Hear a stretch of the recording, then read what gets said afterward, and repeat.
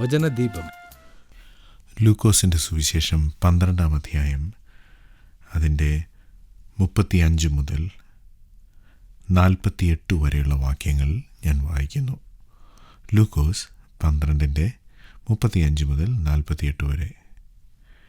നിങ്ങളുടെ അരകെട്ടിയും വിളക്ക് കത്തിയും കൊണ്ടിരിക്കട്ടെ.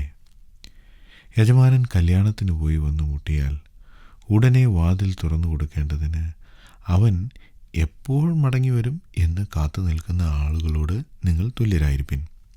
യജമാനൻ വരുന്നേരം ഉണർന്നിരിക്കുന്നവരായി കാണുന്ന ദാസന്മാർ ഭാഗ്യവാന്മാർ. അവൻ അരകെട്ടി അവരെ ഭക്ഷണത്തിനിരുത്തുകയും വന്ന് അവർക്ക് ശുശ്രൂഷ ചെയ്യുകയും ചെയ്യും എന്ന് ഞാൻ സത്യമായി നിങ്ങളോട് പറയുന്നു. അവൻ 2-ാം യാമത്തിൽ വന്നാലും 3-ാമത്തിൽ വന്നാലും അങ്ങനെ കണ്ടുവെങ്കിൽ അവർ ഭാഗ്യവാന്മാർ. കള്ളൻ ഇന്ന നാഴികയ്ക്ക് വരുന്നുവെന്ന് വീട്ടുടയവൻ അറിഞ്ഞിരുന്നുവെങ്കിൽ അവൻ ഉണർന്നിരുന്ന് തൻ്റെ വീട് തുറപ്പാൻ സമ്മതിക്കുകയില്ല എന്നറിവിൻ. നനയാത്ത നാഴികയിൽ മനുഷ്യപുത്രൻ വരുന്നതുകൊണ്ട് നിങ്ങളും ഒരുങ്ങിയിരിപ്പിൻ. കർത്താവേ, ഈ ഉപമ പറയുന്നത് ഞങ്ങളോടോ എല്ലാവരോടും കൂടെയോ എന്ന് പത്രോസ് ചോദിച്ചതിന് കർത്താവ് പറഞ്ഞത്, തക്ക സമയത്ത് ആഹാരവിധം കൊടുക്കേണ്ടതിന് യജമാനൻ തൻ്റെ വേലക്കാരുടെ മേൽ ആക്കുന്ന വിശ്വസ്തനും ബുദ്ധിമാനുമായ ഗൃഹവിചാരകൻ ആർ? യജമാനൻ വരുമ്പോൾ അങ്ങനെ ചെയ്തു കാണുന്ന ദാസൻ ഭാഗ്യവാൻ. അവൻ തനിക്കുള്ള സകലത്തിനും അവനെ വിചാരകനാക്കി വയ്ക്കും എന്ന് ഞാൻ സത്യമായിട്ട് നിങ്ങളോട് പറയുന്നു. എന്നാൽ ദാസൻ യജമാനൻ താമസിച്ചേ വരികയുള്ളൂ എന്ന് ഹൃദയത്തിൽ പറഞ്ഞ് ബാല്യക്കാരെയും ബാല്യക്കാരത്തികളെയും തല്ലുവാനും തിന്നുകുടിച്ച് മതിപ്പാനും തുടങ്ങിയാൽ അവൻ നോക്കിയിരിക്കാത്ത നാളിലും അറിയാത്ത നാഴികയിലും ആ ദാസൻ്റെ യജമാനൻ വന്ന് അവനെ ദണ്ഡിപ്പിക്കുകയും അവന് അവിശ്വാസികളോടുകൂടെ പങ്ക് കൽപ്പിക്കുകയും ചെയ്യും. യജമാനൻ്റെ ഇഷ്ടം അറിഞ്ഞിട്ട് ഒരുങ്ങാതെയും അവൻ്റെ ഇഷ്ടം ചെയ്യാതെയും ഇരിക്കുന്ന ദാസന് വളരെ അടികൊള്ളും. അറിയാതെ കണ്ട് അടിക്ക് യോഗ്യമായത് ചെയ്യുന്നവനോ കുറേ അടികൊള്ളും. വളരെ ലഭിച്ചവനോട് വളരെ ആവശ്യപ്പെടും. അധികം ഏറ്റുവാങ്ങിയവനോട് അധികം ചോദിക്കും. വിദ്യാർത്ഥികൾ പരീക്ഷയ്ക്ക് വേണ്ടി തയ്യാറെടുക്കാറുണ്ട്. ഒരു വർഷത്തിൻ്റെ ആദ്യം തന്നെ പരീക്ഷ എപ്പോഴായിരിക്കുമെന്ന് അവർക്കറിയാം. എന്നാൽ ചില അധ്യാപകർ കുട്ടികളോട് പരീക്ഷയെക്കുറിച്ച് പറയാതെ സർപ്രൈസ് ടെസ്റ്റ് ഇടും. ഒരു ദിവസം അധ്യാപകൻ ക്ലാസ്സിൽ വന്ന് എല്ലാവരും ബുക്ക് മടക്കി വയ്ക്കും, ഞാനൊരു പരീക്ഷ ഇടാൻ പോവുകയാണ് എന്ന് പറയും. ആ പരീക്ഷയിൽ ജയിക്കുന്നവർ, ആ വിദ്യാർത്ഥികൾ, അവർ എപ്പോഴും ഒരുങ്ങിയിരിക്കുന്നവരായിരിക്കും. ഇന്ന് നാം വായിച്ച ഈ വേദഭാഗത്ത് നമ്മുടെ കർത്താവ് ശിഷ്യന്മാരോട് ആ കാര്യമാണ് പറയുന്നത്. സമയം അറിയാമെങ്കിൽ അതിനുവേണ്ടി ഒരുങ്ങാൻ, പ്ലാൻ ചെയ്യാൻ ഒക്കെ സാധിക്കും. എന്നാൽ എപ്പോഴാണ് പരീക്ഷ എന്നറിഞ്ഞുകൂടെങ്കിലോ എപ്പോഴും തയ്യാറായിരിക്കണം. ഇങ്ങനെ സർപ്രൈസ് ടെസ്റ്റ് ഇടുന്ന ക്ലാസ്സിൽ ഉള്ള കുട്ടികൾ, അവർക്ക് അധ്യാപകനെക്കുറിച്ച് അങ്ങനെ ധാരണയുണ്ടെങ്കിൽ അവർ എപ്പോഴും തയ്യാറായിരിക്കും. ഇവിടെ കർത്താവ് ശിഷ്യന്മാരോട് പറയുന്നത് അതാണ്. ഒരു യജമാനൻ ദൂരെ യാത്ര പോയി. ഒരു കല്യാണത്തിനാണ് പോയത്, കല്യാണ സന്ധ്യയ്ക്ക്. യാത്ര കഴിഞ്ഞ് മടങ്ങി വരേണ്ട സമയമായി. സന്ധ്യയായി, വന്നില്ല. രാത്രി ഇരുണ്ടു, വന്നില്ല. സാധാരണഗതിയിൽ വരേണ്ട സമയമൊക്കെ കഴിഞ്ഞു. ഇനി വരാൻ സാധ്യതയില്ല. ആ സമയത്ത് ആ ദാസന്മാർ ഇനി യജമാനൻ ഇന്ന് വരില്ലായിരിക്കും എന്ന് വിചാരിച്ച് വിളക്ക് കെടുത്തി കിടന്നുറങ്ങും. ആ സമയത്ത് യജമാനൻ വരും. ഇതാണ് ഈ ഉപമയിൽ കർത്താവ് പറയുന്നത്. എന്തിനാണ് കർത്താവ് ഈ ഉപമ ശിഷ്യന്മാരോട് പറഞ്ഞത്? അതിൻ്റെ കാരണവും താൻ പറയുന്നുണ്ട്. മനുഷ്യപുത്രൻ്റെ വരവിൻ്റെ നാൾ അത് ആർക്കും പ്രിഡിക്റ്റ് ചെയ്യാൻ, ആർക്കും മുൻകൂട്ടി കാണാൻ കഴിയുകയില്ല. ഞാൻ ആ കാര്യം ആദ്യം തന്നെ പറയട്ടെ. 40-ാം വാക്യത്തിൽ നനയാത്ത നാഴികയിൽ മനുഷ്യപുത്രൻ വരുന്നത് കൊണ്ട് നിങ്ങളും ഒരുങ്ങിയിരിപ്പിൻ. അപ്പോൾ നിങ്ങൾ ഒരുങ്ങിയിരിക്കുവാൻ വേണ്ടിയാണ് ഈ ഉപമ പറയുന്നത്. കർത്താവിൻ്റെ വരവിനെക്കുറിച്ചുള്ള അനേക പ്രസംഗങ്ങളും പഠിപ്പിക്കലുകളും സെമിനാറുകളും ഒക്കെ നിങ്ങൾ കേട്ടിട്ടുണ്ട് എന്നെനിക്കറിയാം. എന്നാൽ ഒരു കാര്യം ഞാൻ പ്രത്യേകം പറയാൻ ആഗ്രഹിക്കുന്നു.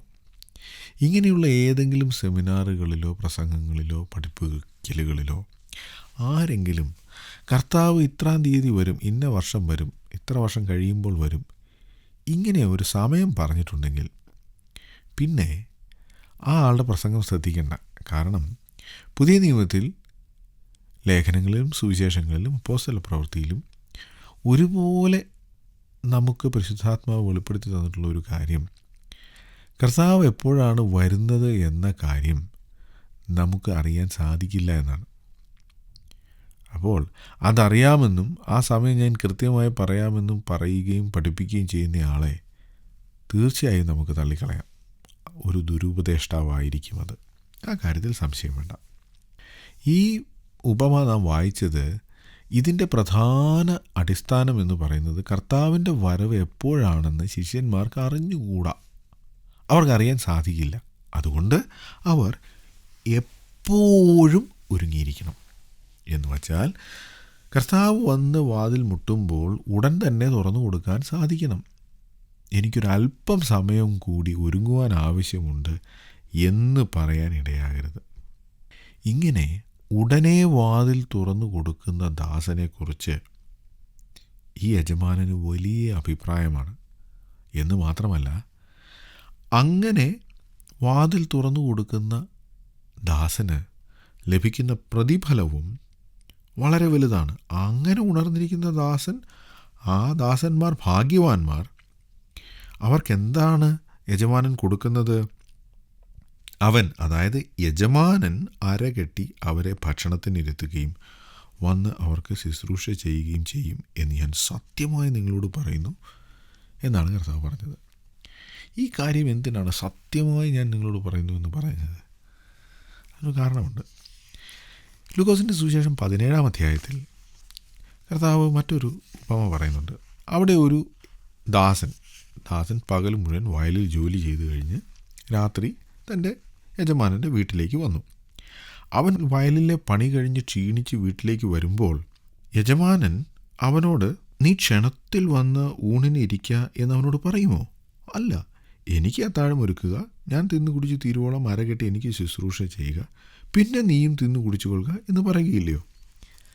ഇത് 17-ാം അധ്യായത്തിൽ കർത്താവ് തന്നെ പറഞ്ഞതാണ്. അവിടുത്തെ നാട്ടുനടപ്പനുസരിച്ച് വേലക്കാരൻ പകൽ മുഴുവൻ ജോലി ചെയ്ത് എത്ര ക്ഷീണിച്ച് മടങ്ങി വന്നാലും അവൻ ആദ്യം തൻ്റെ യജമാനന് ഭക്ഷണം വിളമ്പി കൊടുക്കണം, യജമാനന് ശുശ്രൂഷ ചെയ്യണം. അത് കഴിഞ്ഞ് അവന് വല്ല അടുക്കളയുടെയും മൂലയിലിരുന്ന് ഭക്ഷണം കഴിക്കാം. ഇതാണ് അന്ന് നാട്ടിൽ നടക്കുന്നത്. എന്നാൽ കർത്താവ് ഇവിടെ പറയുന്നത്, യജമാനൻ വന്ന് വാതിൽക്കൽ മുട്ടുമ്പോൾ ഉടൻ തന്നെ തുറന്നു കൊടുക്കുന്ന ദാസൻ, ആ ദാസന് യജമാനൻ തന്നെ ശുശ്രൂഷ ചെയ്യുമെന്നാണ്. അസംഭവ്യമാണ്. എന്നാൽ കർത്താവ് ഇവിടെ പറയുന്നു, ഒരുങ്ങിയിരിക്കുന്ന ദാസന്മാർക്കാണ് ഏറ്റവും വലിയ പ്രതിഫലം ലഭിക്കാൻ പോകുന്നത്. 37-ാം വാക്യത്തെക്കുറിച്ച് ഒരു ദേവദാസൻ പറഞ്ഞിരിക്കുന്നത് ഇതാണ് ഏറ്റവും വലിയ പ്രതിഫലമെന്നാണ്. കർത്താവിനെ സേവിക്കുന്നവർക്ക് ലഭിക്കാവുന്നതിൽ ഏറ്റവും വലിയ പ്രതിഫലം കർത്താവ് അവരെ ശുശ്രൂഷിക്കുമെന്ന് പറഞ്ഞിരിക്കുന്നു എന്നുള്ളതാണ്. ഇതിന് സമാനമായൊരു പ്രതിഫലം വേറെയില്ല. അപ്പോൾ ഏറ്റവും വലിയ പ്രതിഫലം ലഭിക്കുവാൻ ദാസന്മാർ ചെയ്യേണ്ടത് എന്താണ്? എപ്പോഴും ഒരുങ്ങിയിരിക്കുക. നമുക്കറിയാം, യജമാനൻ്റെ മടങ്ങി വരവ് എന്ന് പറഞ്ഞാൽ കർത്താവിൻ്റെ വരവാണ്. വളരെ ലളിതമായ അർത്ഥമാണ്. എന്നാൽ എല്ലാവരും കർത്താവ് വരുന്നത് വരെ ജീവിച്ചിരിക്കില്ലല്ലോ. ചിലർക്ക് പെട്ടെന്ന് ഈ ലോകത്തിൽ നിന്ന് പോകേണ്ടി വരും. കർത്താവിൻ്റെ വരവിൻ്റെ സമയം നമുക്കറിഞ്ഞുകൂടാത്തതുപോലെ തന്നെ നമ്മുടെ മരണസമയം നമുക്കറിഞ്ഞുകൂടാ. അപ്പോൾ ഏത് നിമിഷവും നമ്മുടെ ഈ ഭൂമിയിലെ ജോലി തീർത്ത് നമ്മുടെ യജമാനനെ നേരിടാൻ ഒരുങ്ങിയിരിക്കണം എന്നാണ് ഈ ഉപമയുടെ അർത്ഥം. എപ്പോഴും ഒരുങ്ങിയിരിക്കുന്നവർ. ഒരുക്കത്തെക്കുറിച്ച് നാം ഇവിടെ വായിക്കുന്നു. 35-ാം വാക്യം, നിങ്ങളുടെ അര കെട്ടിയും വിളക്ക് കത്തിയും കൊണ്ടിരിക്കട്ടെ. അര കെട്ടുക എന്ന് പറഞ്ഞാൽ ബെൽറ്റ് കെട്ടുക എന്നാണ്. ബെൽറ്റ് കെട്ടുന്നത് സാധാരണ ജോലിക്ക് പോകാനാണ്. എങ്കിലും നമുക്കറിയാമല്ലോ, നമ്മുടെ നാട്ടിൽ മുണ്ടുടുക്കുന്നവർ എന്തെങ്കിലും ഒരു ജോലി ചെയ്യാൻ സമയത്ത് അവർ അത് മടക്കി കുത്തും. കാരണം മുണ്ടഴിച്ചിട്ട് ജോലി ചെയ്യാൻ പറ്റില്ല. കർത്താവ് ഈ ഉപമ പറഞ്ഞ ആ നാട്ടിൽ അവരുടെ സംസ്കാരമനുസരിച്ച് അവരുടെ വസ്ത്രധാരണവും വളരെ അയഞ്ഞു കിടക്കുന്ന ഉടുപ്പുകളാണ് അവർ ധരിച്ചിരുന്നത്. എന്തെങ്കിലും ഒരു ജോലി ചെയ്യണമെങ്കിൽ അതിൻ്റെ അറ്റമൊക്കെ ഒന്ന് വലിച്ച് കെട്ടണം. അപ്പോൾ ഈ അരകെട്ടുക എന്ന് പറഞ്ഞാൽ ജോലി ചെയ്യാൻ തയ്യാറായിരിക്കുക എന്നാണ്. അല്ലാതെ വാതിൽക്കൽ പോയി യജമാനൻ എപ്പോൾ വരും എന്ന് വഴിയിലേക്ക് നോക്കി നിൽക്കുന്ന ദാസനല്ല ഒരുങ്ങിയിരിക്കുന്നവൻ. ഒരുങ്ങിയിരിക്കുന്നവൻ അവനെ ഏൽപ്പിച്ചിരിക്കുന്ന ജോലി അവൻ ചെയ്തുകൊണ്ടേയിരിക്കും. അതാണ് അവനെക്കുറിച്ച് ഉദ്ദേശിച്ചിരിക്കുന്നത്. കർത്താവ് വരും എന്ന് പറയുകയും ഞാൻ അതിനുവേണ്ടി നോക്കിയിരിക്കുകയാണ് എന്ന് പറഞ്ഞ് ഒന്നും ചെയ്യാതിരിക്കുകയും ചെയ്യുന്ന ദാസനല്ല കർത്താവിൻ്റെ വരവിന് വേണ്ടി ഒരുങ്ങിയിരിക്കുന്ന ദാസൻ. കർത്താവ് അവനോട് ചെയ്യാൻ പറഞ്ഞ കാര്യം ചെയ്തുകൊണ്ടിരിക്കുന്നവനാണ് വിശ്വസ്തനായ ദാസൻ. അതുകൊണ്ടാണ് അവൻ അരകെട്ടിയിരിക്കുന്നത്. പിന്നെ അവൻ്റെ വിളക്ക് കത്തിയും ഇരിക്കും. ഈ വിളക്ക് കത്തിയിരിക്കുമ്പോൾ പുറത്തുള്ള ആളുകൾക്ക് ഇവൻ റെഡിയാണെന്നുള്ള കാര്യം അറിയാം. അതിനുവേണ്ടി ആണ് വിളക്ക്. ഇവന് വെളിച്ചം കാണാം, മറ്റുള്ളവർക്കും കാണാം. അപ്പോൾ കർത്താവിനെ എതിരേൽക്കുവാൻ ഒരുങ്ങിയിരിക്കുകയാണെന്നുള്ളത് തൻ്റെ പ്രവൃത്തിയിലൂടെ മറ്റുള്ളവരെ കാണിക്കുന്നവനാണ് ഈ വിശ്വസ്തനായ ദാസൻ. 39 വാക്യത്തിൽ കള്ളനെക്കുറിച്ചുള്ള ഒരു ഉപമ പറയുന്നുണ്ട്. കള്ളൻ വരുന്ന സമയം ആർക്കും അറിഞ്ഞുകൂടല്ലോ. അറിയാമെങ്കിൽ വീട്ടുടയവൻ ഒരുങ്ങിയിരിക്കും. അതുപോലെയാണ് കർത്താവിൻ്റെ വരവ്. നമുക്ക് അറിഞ്ഞുകൂടാ, സമയം അറിഞ്ഞുകൂടാ. അതുകൊണ്ടൊരു പ്രത്യേക സമയത്തിന് വേണ്ടി നമുക്ക് ഒരുങ്ങിയിരിക്കാൻ കഴിയുകയില്ല. നാം എപ്പോഴും ഒരുങ്ങിയിരിക്കണം. നനയാത്ത നാഴികയിലാണ് കർത്താവ് വരുന്നത്. ഇതൊക്കെ കേട്ട് കഴിഞ്ഞപ്പോൾ പത്രോസിനൊരു സംശയം. പത്രോസിന് മാത്രമല്ല, നമുക്കും തോന്നും ഈ സംശയം. ഈ ഒരുങ്ങിയിരിക്കാൻ പറയുന്നത് വിശ്വാസികളോടാണോ അവിശ്വാസികളോടാണോ? മിക്കവാറും കർത്താവിൻ്റെ രണ്ടാം വരവിനെക്കുറിച്ചുള്ള പ്രസംഗങ്ങളൊക്കെ സുവിശേഷ യോഗങ്ങളിലാണ് നാം കേൾക്കാറുള്ളത്. മാനസാന്തരപ്പെടാത്തവർ, യേശുവിനെ വിശ്വസിക്കാത്തവർ, അവർ യേശുവിൽ വിശ്വസിച്ച് കർത്താവിൻ്റെ വരവിന് വേണ്ടി ഒരുങ്ങണം. അതാണ് സുവിശേഷ സന്ദേശം. പക്ഷേ കർത്താവ് ഇവിടെ ശിഷ്യന്മാരോട് ഇത് പറഞ്ഞപ്പോൾ പത്രോസിനൊരു സംശയം. നമുക്കുമുണ്ട സംശയം. പത്രോസ് നമുക്കുള്ള ആ സംശയം കർത്താവിനോട് ചോദിച്ചു, ഇത് ഞങ്ങളോടാണോ പറയുന്നത് അതോ മറ്റാരോടെങ്കിലുമാണോ? ഇതാണ് പത്രോസിൻ്റെ സംശയം. ഈ ചോദ്യത്തിന് കർത്താവ് മറുപടി പറയുന്നത് ശ്രദ്ധിക്കൂ. 42 വാക്യത്തിൽ, തക്ക സമയത്ത് ആഹാരവിധം കൊടുക്കേണ്ടതിന് യജമാനൻ തൻ്റെ വേലക്കാരുടെ മേൽ ആക്കുന്ന വിശ്വസ്തനും ബുദ്ധിമാനുമായ ഗൃഹവിചാരകൻ ആർ. ഗൃഹവിചാരകൻ എന്ന് വെച്ചാൽ വെറും ഒരു വേലക്കാരനല്ല. പത്രോസിനോടാണ് കർത്താവ് ഇത് പറയുന്നത്, അല്ലെങ്കിൽ ശിഷ്യന്മാരോടാണ് ഇത് പറയുന്നത്. ഗൃഹവിചാരകൻ വെറും ഒരു ദാസനോ അടിമയോ അല്ല. അവന് ചില അധികാരങ്ങളൊക്കെ ഉണ്ട്. നമുക്കറിയാമല്ലോ, പഴയ നിയമത്തിലെ യോസെഫ് ഒരു ഗൃഹവിചാരകനായിരുന്നു. പൊത്തിഫോറിൻ്റെ വീട്ടിൽ പൊത്തിഫോർ കഴിക്കുന്ന ഭക്ഷണമല്ലാതെ വേറൊന്നും അവൻ അറിഞ്ഞുകൂടായിരുന്നു. എല്ലാ കാര്യങ്ങളും യോസെഫാണ് നടത്തിയിരുന്നത്. യോസെഫ് ഒരു അടിമയല്ലായിരുന്നു, ഒരു മാനേജറായിരുന്നു. അവനാണ് കാര്യങ്ങൾ നടത്തിയിരുന്നത്. അപ്പോൾ ഇങ്ങനെയുള്ള ആളുകളെക്കുറിച്ചാണ് കർത്താവ് ഇവിടെ പറയുന്നത്. ബുദ്ധിയുള്ള ഗൃഹവിചാരകൻ അല്ലെങ്കിൽ ദാസൻ. എന്താണ് അയാളെക്കുറിച്ച് ഉദ്ദേശിച്ചിരിക്കുന്നത്? 42 വാക്യം ശ്രദ്ധിക്കുക. തക്ക സമയത്ത് ആഹാരവീതം കൊടുക്കേണ്ടതിന് യജമാനൻ തൻ്റെ വേലക്കാരുടെ മേൽ ആക്കുന്ന വിശ്വസ്തനും ബുദ്ധിമാനും ആയ ഗൃഹവിചാരകൻ. വിശ്വസ്തൻ, ഗൃഹവിചാരന്മാരിൽ അന്വേഷിക്കുന്നത് വിശ്വസ്തത നാം വായിക്കുന്നുണ്ടല്ലോ. ഗൃഹവിചാരകൻ വിശ്വസ്തനായിരിക്കണം എന്ന് വെച്ചാൽ അവൻ്റെ കൈവശമുള്ളതൊക്കെ യജമാനൻ്റെയാണ്. യജമാനൻ അവനെ വിശ്വസിച്ച് ഏൽപ്പിച്ചിരിക്കുകയാണ്. അതവൻ ദുരുപയോഗം ചെയ്യുകയില്ല എന്ന വിശ്വാസം യജമാനനുണ്ട്. വിശ്വസ്തത. രണ്ടാമത്, ബുദ്ധിമാനായ ഗൃഹവിചാരകൻ. വിശ്വസ്തനുമായിരിക്കണം, ബുദ്ധിമാനുമായിരിക്കണം. എന്താണ് ബുദ്ധി? അവനെ ഏൽപ്പിച്ചിരിക്കുന്ന കാര്യങ്ങൾ ഓരോന്നും അതുദ്ദേശിച്ചിരിക്കുന്ന കാര്യത്തിന് വേണ്ടി ഉപയോഗിക്കുന്നവൻ. അതാണ് ബുദ്ധി. അപ്പോൾ വിശ്വസ്തനായ ഗൃഹവിചാരകൻ തന്നെ ഏൽപ്പിച്ചിരിക്കുന്നതെല്ലാം യജമാനൻ്റേതാണ് എന്ന ബോധ്യത്തോടുകൂടി ഉപയോഗിക്കുന്നു. രണ്ടാമത്, ഓരോ വസ്തുവകകളും അതാതിൻ്റെ ഉപയോഗത്തിന് വേണ്ടി തന്നെ ചിലവഴിക്കുന്നു. ഇവിടെ നാം മനസ്സിലാക്കേണ്ട മറ്റൊരു കാര്യം, ഈ ബുദ്ധിമാനും വിശ്വസ്തനുമായ ഗൃഹവിചാരകൻ്റെ കയ്യിൽ വസ്തുവകകൾ കൊടുത്തിട്ടുണ്ട്, ആളുകളെയും കൊടുത്തിട്ടുണ്ട്. സ്റ്റോറിൻ്റെ താക്കോല് മാത്രമല്ല, ആ വീട്ടിലുള്ള ആളുകളുടെയും ഉത്തരവാദിത്തം ഈ ഗൃഹവിചാരകനാണ്. ഈ വസ്തുവകകൾ അല്ലെങ്കിൽ ഈ സ്റ്റോറിലുള്ള വസ്തുവകകൾ, അന്നത്തെ കാലത്ത് പണമല്ല ആളുകൾ സ്വരൂപിച്ച് വയ്ക്കുക, ഭക്ഷണ സാധനങ്ങളാണ്.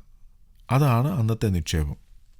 ഒരു വർഷത്തേക്കുള്ള ധാന്യം അത് സ്വരൂപിച്ച് വയ്ക്കുക.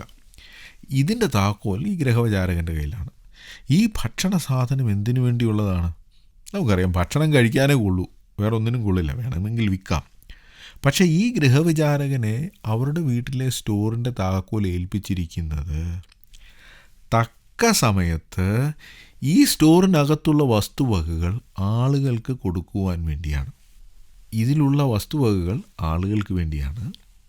ഇവൻ ബുദ്ധിയുള്ളവനും വിശ്വസ്തനുമാണെങ്കിൽ തക്ക സമയത്ത് അത് കൊടുക്കും. ഈ സ്റ്റോറ് എല്ലാവർക്കും കയറി സാധനങ്ങൾ എടുക്കാൻ അവൻ തുറന്നിടുകയില്ല. അതേസമയം അവൻ്റെ ആളുകൾ വിശന്നിരിക്കുവാനും അവൻ അനുവദിക്കില്ല. കാരണം അവൻ്റെ കയ്യിൽ ഏൽപ്പിച്ചിരിക്കുന്ന വസ്തുവകകൾ സമയാസമയത്ത് ആവശ്യമനുസരിച്ച് അവൻ ആളുകൾക്ക് നൽകും. ചില ആളുകൾ നല്ല കാര്യങ്ങളൊക്കെ ചെയ്യും, പക്ഷേ ആ സമയത്ത് ചെയ്യണം. അതിന് വളരെ പ്രാധാന്യമുണ്ട്. ഞാനൊരു ഉദാഹരണം പറയാം.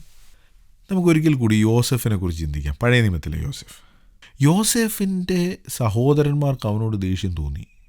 അവനെ കൊല്ലാനും പൊട്ടക്കിണറിലിടാനും ഒക്കെ അവരൊരുങ്ങി. അവൻ അവരോട് കേണപേക്ഷിച്ചു, എന്നോട് കരുണ കാണിക്കണം, എന്നെ വിറ്റ് കളയരുത്. ആ പൊട്ടക്കിണറിൻ്റെ കരയിൽ വെച്ച് അവർക്ക് വേണമെങ്കിൽ അവനോടൊരല്പം കരുണ കാണിക്കാമായിരുന്നു. പക്ഷേ അവർ കരുണ കാണിച്ചില്ല. 10-20 വർഷങ്ങൾക്ക് ശേഷം ഈ സഹോദരന്മാർ മിസ്രയീമിൽ യോസെഫിൻ്റെ മുമ്പിൽ വന്നു. ഇതാരാണെന്നൊരു പിടിയില്ല. അവർ യോസെഫിൻ്റെ മുമ്പിൽ വീഴുകയാണ്.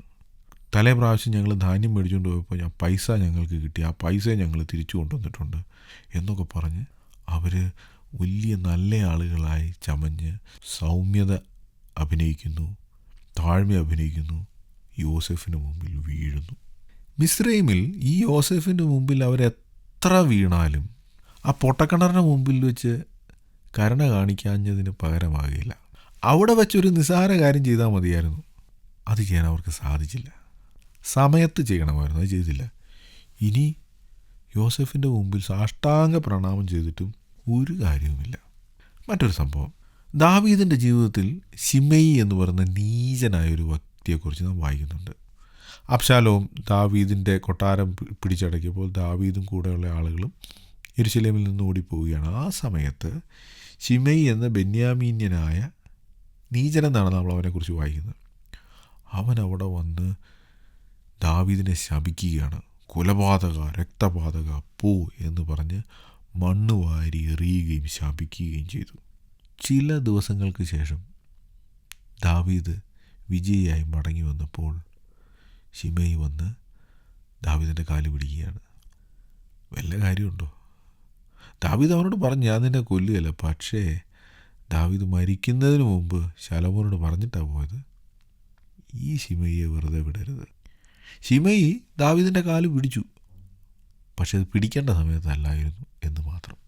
ബുദ്ധിയുള്ള ഗ്രഹവിചാരകൻ ചെയ്യേണ്ട കാര്യം ചെയ്യേണ്ട സമയത്ത് ചെയ്യും. വസ്തുവകകളും ആളുകളും, വസ്തുവകകൾ ആളുകൾക്ക് വേണ്ടി അവൻ ഉപയോഗിക്കും. ഇനി ഈ ദാസൻ വിശ്വസ്തനല്ല എന്ന് വിചാരിക്കുക, അല്ലെങ്കിൽ അവൻ യജമാനൻ്റെ വരവ് പ്രതീക്ഷിക്കാത്തവനാണ് എന്ന് വിചാരിക്കുക. അവനങ്ങ് തീരുമാനിച്ചു, യജമാനൻ വരികയില്ല, യജമാനൻ ഇന്ന് രാത്രി വരില്ല. അവനത് അനൗൺസ് ചെയ്യുകയില്ല, അവനത് പറയുകയില്ല. കാരണം വീട്ടിൽ മറ്റ് ദാസന്മാരുണ്ട്. അവരുടെയൊക്കെ കേൾക്കെ ഇന്ന് രാത്രി യജമാനൻ വരില്ല കേട്ടോ എന്ന് പറഞ്ഞിട്ട് തോന്നിയ പോലെ ജീവിക്കുകയല്ല. യജമാനൻ വരില്ല എന്നുള്ള കാര്യം അവൻ മനസ്സിലാണ് പറയുന്നത്. ഇവൻ മനസ്സിൽ പറഞ്ഞ കാര്യം അവൻ തെളിയിക്കുന്നത് അവൻ്റെ പ്രവൃത്തിയിലൂടെയാണ്. എന്താണ് അവൻ്റെ പ്രവൃത്തി? യജമാനൻ നൽകിയിരിക്കുന്ന വസ്തുവകകൾ, ധാന്യമുണ്ട്, വീഞ്ഞുണ്ട്, വീഞ്ഞെടുത്ത് ഇവൻ കുടിക്കുക, ഭക്ഷണം കഴിക്കുക, നാനാവിധമാക്കുക. രണ്ടാമത്തെ കാര്യം, അവൻ്റെ കീഴിലുള്ള ആളുകളെ, ദാസന്മാരെയും ദാസിമാരെയും അടിക്കുക. എന്തിനാണ് ഇവനിത് ചെയ്യുന്നത്? യജമാനൻ അവനെ ഏൽപ്പിച്ചിരിക്കുന്ന വസ്തുവകകളും അവനെ ഏൽപ്പിച്ചിരിക്കുന്ന ആളുകളെയും അവൻ്റെ സ്വന്തം ഇഷ്ടത്തിന്, സ്വന്തം സുഖത്തിന് വേണ്ടി ഉപയോഗിക്കുക. ഇങ്ങനെ യജമാനൻ തന്ന വസ്തുവകകളെയും ആളുകളെയും സ്വന്തം സുഖത്തിനും സ്വന്തം ഇഷ്ടത്തിനും സ്വാർത്ഥ ലാഭത്തിനും വേണ്ടി ഉപയോഗിക്കുന്ന ആളുകൾ ഹൃദയത്തിൽ പറയുന്ന കാര്യം എന്താ? യജമാനൻ വരില്ല. അപ്പോൾ നിങ്ങൾ ഒരാളെ കാണുകയാണ്. ആ ആൾക്ക് ദൈവം വസ്തുവകകൾ കൊടുത്തിട്ടുണ്ട്, തൻ്റെ കീഴിൽ ആളുകളെയും കൊടുത്തിട്ടുണ്ട്. എന്നാൽ അയാൾ തനിക്കുള്ള വസ്തുവകകൾ മുഴുവൻ സ്വന്തം കാര്യത്തിന് വേണ്ടി ഉപയോഗിക്കുക. തൻ്റെ ജീവിതത്തിൽ തനിക്ക് പരിചയമുള്ളവരോ തൻ്റെ കീഴിലുള്ളവരോ ആയ ആളുകളെ തൻ്റെ സ്വന്തം ഇഷ്ടത്തിന് വേണ്ടി ഉപയോഗിക്കുക. അയാൾ പറഞ്ഞത് കേൾക്കാത്തവരെ അടിക്കുക, ഉപദ്രവിക്കുക. ഇങ്ങനെ ഒരാൾ ജീവിച്ചാൽ ആ ആൾ ഹൃദയത്തിൽ പറയുന്നത് എന്താ? നിങ്ങൾക്കറിയാം, യജമാനൻ ഉടനെയൊന്നും വരാൻ പോകുന്നില്ല. അത് അയാൾ ഹൃദയത്തിൽ പറയുന്നത് കൊണ്ടാണ് ഇങ്ങനെ ജീവിക്കുന്നത്. എന്നാൽ യജമാനൻ വരും, ഉടനെ വരും, ഏത് നിമിഷവും വരാം എന്ന് മനസ്സിൽ പറയുന്ന ഒരു ദാസൻ തന്നെ ഏൽപ്പിച്ചിരിക്കുന്ന വസ്തുവകകളും തന്നെ ഏൽപ്പിച്ചിരിക്കുന്ന ആളുകളെയും വിശ്വസ്തയോടെ കൈകാര്യം ചെയ്യും. തന്നെ ഏൽപ്പിച്ചിരിക്കുന്ന വസ്തുവകകൾ തന്നെ ഏൽപ്പിച്ചിരിക്കുന്ന ആളുകൾക്ക് വേണ്ടിയാണ് എന്നവനറിയാം. തക്ക സമയത്ത് അവർക്ക് ആവശ്യമുള്ളത് അവൻ നൽകും. ഇങ്ങനെ ചെയ്യാത്ത ദാസനെ യജമാനൻ ശിക്ഷിക്കുമെന്ന് തന്നെയാണ് ഇവിടെ പറഞ്ഞിരിക്കുന്നത്. കാരണം ആ ദാസൻ തൻ്റെ യജമാനൻ്റെ വരവിന് വേണ്ടി ഒരുങ്ങിയിരുന്നില്ല. ചില ആളുകൾ ഈ ഭാഗം വായിച്ചിട്ട് ഈ അവിശ്വസ്തനായ ദാസന് ശിക്ഷ കൊടുക്കും, അവിശ്വാസികളോടുകൂടി ഓഹരി കൊടുക്കും എന്ന ഭാഗം വായിച്ചിട്ട് ഇത് കർത്താവ് രക്ഷിക്കപ്പെട്ട ആളുകളെ നരകത്തിൽ വിടും എന്നൊക്കെ പഠിപ്പിക്കാൻ ശ്രമിക്കാറുണ്ട്. ഞാൻ പറയട്ടെ, അതിനുവേണ്ടിയല്ല ഈ ഉപമ.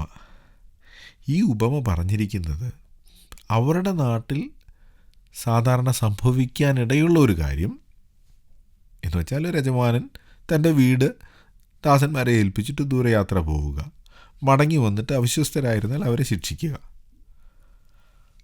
ഈ ഉപമ പറഞ്ഞത് ശിഷ്യന്മാർ കർത്താവിൻ്റെ വരവിന് വേണ്ടി ഒരുങ്ങിയിരിക്കാൻ വേണ്ടിയാണ്, അല്ലാതെ രക്ഷയുടെ ഭദ്രതയെക്കുറിച്ച് പഠിപ്പിക്കാൻ വേണ്ടിയുള്ള ഒരു വേദഭാഗമല്ല ഇത്. അതുകൊണ്ട് ആ നിലയിൽ ഇതിനെ വ്യാഖ്യാനിക്കേണ്ട ആവശ്യം ഇല്ല. പിന്നെ അവസാനം 47-48 വാക്യങ്ങളിൽ കർത്താവ് ഒരു കാര്യം കൂടെ പറഞ്ഞു. അറിഞ്ഞിട്ട് അത് ചെയ്യാതിരുന്നാൽ അയാൾക്ക് കൂടുതൽ ശിക്ഷ കിട്ടും. അറിയാതെ തെറ്റ് ചെയ്താൽ അവനും ശിക്ഷ കിട്ടും, പക്ഷേ അവന് അധികം ശിക്ഷ കിട്ടില്ല. ഇത് വളരെ ഗൗരവത്തോടെ നാം ശ്രദ്ധിക്കേണ്ട ഒരു കാര്യമാണ്. ദൈവവചനം കേൾക്കുകയും ദൈവവചനത്തിൽ പറഞ്ഞിരിക്കുന്ന കാര്യങ്ങൾ മനസ്സിലാക്കുകയും ചെയ്യുന്ന ആളുകൾ അതനുസരിച്ചില്ലെങ്കിൽ അവർക്ക് ശിക്ഷയുണ്ട്. യാക്കോബ് പറഞ്ഞല്ലോ, ദൈവവചനം കേൾക്കുകയും അത് അനുസരിക്കാതിരിക്കുകയും ചെയ്യുന്നവർ തങ്ങളെ തന്നെ വഞ്ചിക്കുന്നവരാണ്. ഇന്ന് നാം യജമാനൻ്റെ വരവിന് വേണ്ടി ഒരുങ്ങുന്ന ആളുകൾ അവർക്ക് ലഭിച്ചിരിക്കുന്ന വസ്തുവകകളും അവരുടെ കീഴിൽ ദൈവം കൊടുത്തിരിക്കുന്ന ആളുകളും അവരെ എങ്ങനെ കൈകാര്യം ചെയ്യും എന്ന് കണ്ടു. ഇതറിഞ്ഞിട്ട് വിശ്വസ്തരായി ജീവിച്ചില്ലെങ്കിൽ ശിക്ഷ കിട്ടും. അതാണ് കർത്താവ് തൻ്റെ ശിഷ്യന്മാരോട് പറഞ്ഞത്. ആ നിലയിൽ കർത്താവിൻ്റെ വരവിന് വേണ്ടി ഒരുങ്ങാൻ, നമ്മുടെ യജമാനന് കണക്ക് കൊടുക്കാൻ. ഞങ്ങളുടെ ഫോൺ നമ്പർ 09880221957 09880221957.